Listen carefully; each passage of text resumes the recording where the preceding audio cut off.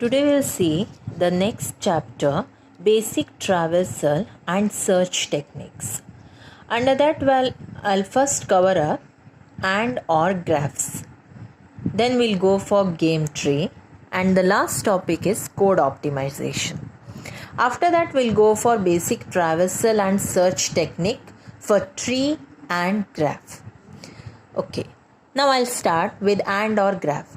It is the application on graphs algorithm. And or graph is useful for representing the solution of problem that can be solved by decomposing them into set of smaller problem, all of which must then be solved. So, given problem can be decomposed or divided into smaller problem and then find the solution for the smaller problem to get the solution for the main problem. These problems are best represented as a sum of some sub-problem, some of which are solved simultaneously and some can be solved independently. Okay, here we can apply a technique called conjunction and disjunction of sub-problem. Now I'll explain how it will work. If I take a problem A, I'll represent problem A as a root node. A problem A can be solved by breaking them into B, C, D or E subproblem. Okay, here we can get a solution for problem A by ANDing these two child nodes, or we can get by getting a solution for the D, or we can get by getting a solution for E. So to solve a subproblem, solve both B and C or D or E. So this technique what we apply for finding a solution by using and or tree, the technique is called goal reduction method. Right? Now here in the goal reduction method, we can solve A if B and C is solved, or we can solve A if D is solved, or we can solve A if E is solved. Okay? So we'll come for the conclusion or the definition. Given an initial small problem P0 and set of problem solving method of the form P0 if P1 and P2 up to Pn. Right? So we can get a successive value for P0 if Pn, P2 everything is ANDing. The associate and or tree is a set of labeled nodes such that the root of a tree is a node labeled with P0, initial problem. For every node n labeled by or problem or subproblem P, and for every method of the form P0. So each problem will have its own method. If P1 up to Pn are ANDed, there exists a set of children node n1 to n of the node, that is intermediate node, that is labeled by ni by a pi.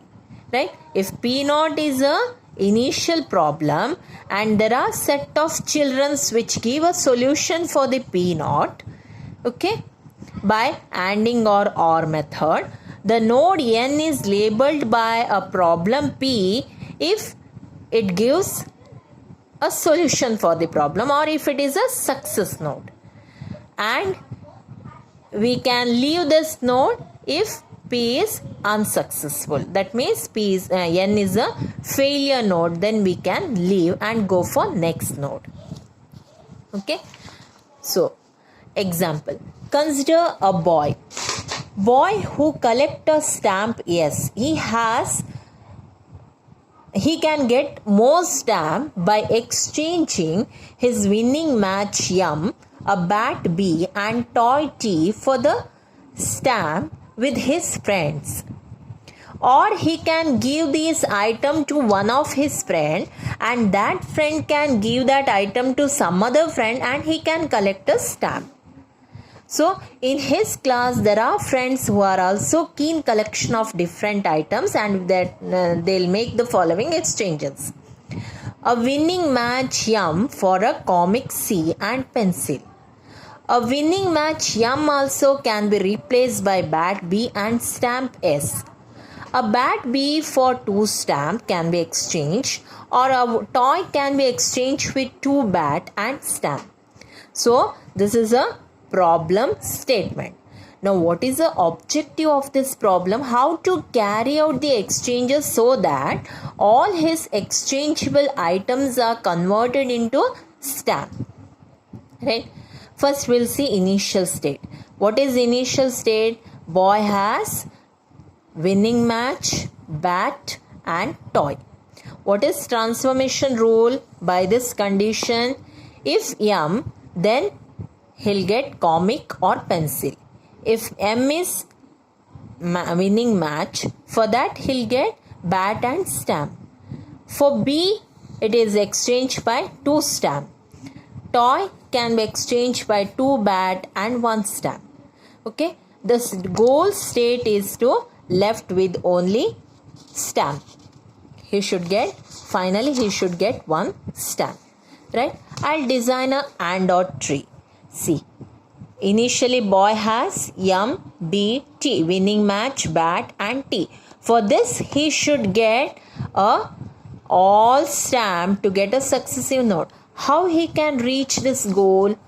First rule is M, winning match can be exchanged by comic and pencil. B and T remain same. Or a winning match can be exchanged by bat and stamp. B, T same. Okay, this is second rule. And third rule is winning match. Bat can be exchanged by 2 stamp and T. Here M, fourth rule is M, B remains same. Toy can be exchanged by 2 bat and stamp. See, C and P, whether we can get a stamp after exchanging CP? No. What about B? Yes. B, one of his friend can exchange B with 2 stamp. Right? Again CP remains same. Yes. What about T? T can be exchanged by 2 bat and 1 stamp. Next transformation. CP, no stamp. SS, same. B and B, 2 stamps. For each bat, he gets 2 stamp and this is. Next, further he can trace? No. So, I can conclude this is a failure node. Next, go for next. Searching.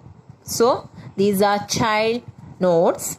Now, 1 bat can be exchanged by 2 stamp. This S remains same. Bat can be exchanged by 2 stamp. T remains same. Next, go for next transformation. SS. A toy can be exchanged by 2 bat and stamp. Right? Next, SS. A bat. SS. And 1 more bat, 2 stamp. And then last, whether he gets all the stamps? Yes. Now this is a success node. Similarly, you can go for this child node, whether it gives failure or success.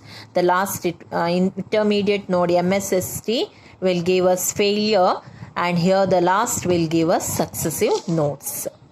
Okay. Next topic is game tree. What is game tree? A tree shows outcome of the game. Right? In a game, the condition is if there are 2 players, a first player will play first, then second player. If there are first player wins, game ends. If second player wins, game ends. If first player A fail to win, then he can give chance to player 2 to win. Right? So, I'll design a tree. For example, for this I'll take an example. There are a pile of 5 stones. The condition is A play first, B plays second. Right? First case. A can take only 1 stone at a time. So, his chance is over. Next, B comes. Here B can take only 2 stone. What are the remaining stone? 2. So both failed to win. Next, go for second chance. A plays first. He takes 3 stones. So what is remaining? 2. Now B can take that 2 stones. So all stones are empty. So B wins. What about A case? In the third case, if A can take all 5 stones, A wins. So depending on choices, a tree can have more than 100 branches. That is depending on user choice. Right? Next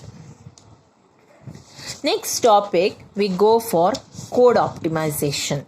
Code optimization is a code optimization technique mainly we used in compiler. So compiler, once it generate a intermediate code, then we can make execution faster by removing some dead state or some variables, etc. So code optimization technique will reduce the code and generate efficient code. Source of code optimizations can be machine dependent or it can be machine independent. What are the different techniques of code optimization? First one, compile time evaluation. Second, variable propagation. Third, dead code elimination. Fourth, code motion. And fifth, induction variable and strength reduction. We'll see first one, compile time evaluation. So the compile time evaluation efficiency depending on which type of expression we give. For example, this is a Z expression. Here 5 into 45 by 5 into R is executed at compile time only because it is a linear expression. Now if two variables are given, x is with constant value, y is a expression, here first x is evaluated, later y is evaluating by just replacing x value. So here compile time evaluation is also depend on computing code optimization. How efficiently we can generate a program will depend upon which type of expression we'll take. Okay. Next, second is variable propagation. In variable propagation, here before optimization, let's take the code c equal to a into b, x equal to e. There are some codes in between. The end of the code is d equal to x into b plus 4. Now after optimization, first it reads c is equal to a into b, x is equal to a and d is equal to a, x is replaced by a into b plus 4. So here variable x is propagated till here to just to replace one part of this code, right? And remaining thing b remains same, right? Variable propagation. Then dead code elimination. See in this example, if x is equal to b, d is equal to a into b plus 4, right? After elimination of x is c is equal to a into b, d is equal to a into b plus 4. Whether we used x variable here, no, till end of the statement there is no use of x. So this is not at all required. It is a dead state. We can remove this dead state just to optimize the code. Next, code motion. It reduces the evaluation frequency of expression and it brings loop invariant statement out of the loop. What do you mean by loop invariant? Here, simply the code is given within a loop. That is not required only, but still it will execute as loop is executed. So we can keep that code outside, one line of code outside, just to increase or reduce the evaluation frequency of the expression. For example, before elimination, b is inside while loop. What is b? B is equal to x plus y, right? So here x and y variable values are fixed. That means b value is fixed. It's nowhere, it is changed. So we can keep this code outside. Instead of evaluating again and again, we can keep it outside and it is evaluated only once. Next, induction variable and strength reduction. What do you mean by strength reduction? Replace high strength operator by low strength operator. For this example, a multiplication operator is replaced by plus operator, that is after reduction. So here what we used one more variable that is referred as induction variable. We used T just to make that code works properly. And by replacing multiplication operator by plus operator, just to increase the strength of, just to make code more run efficiently.